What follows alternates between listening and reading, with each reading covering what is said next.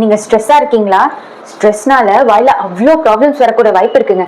Stress வேணாங்க. Tension ஆகாதீங்கண்ணே. Less tension more work, more work less tension. ஸ்ட்ரெஸ்னால வாயில அல்சர்ஸ் வருது காமன். அது இது எக்ஸாம் கோயிங் ஸ்டூடெண்ட்ஸ்ல காமனா பார்க்கலாம். என்னையே எடுத்துக்கோங்களேன், நாளைக்கு எக்ஸாம் சொன்னீங்க, நீ கன்ஃபார்மா வாயில ஒரு அல்சர் இருக்கும். உங்க வாயிலையும் எந்த ஒரு ட்ராமாட்டிக் எக்ஸ்பீரியன்ஸோ இல்ல பிரஷ் வச்சு நீங்களே குத்திக்காமலோ அல்சர் இருந்தா அது இந்த அல்சர் தான். இதுக்கு பேர் ஆப்டஸ் அல்சர்ஸ்.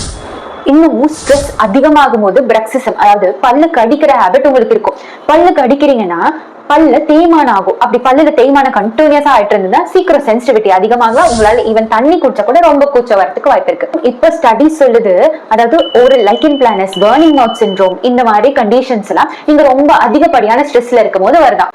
இன்னையில இருந்து கரெக்டா 100 இயர்ஸ் நம்ம போட்டோ கூட இருக்குமான்னு தெரியாது. எதுக்குங்க ஸ்ட்ரெஸ்? ஜாலியா இருங்க.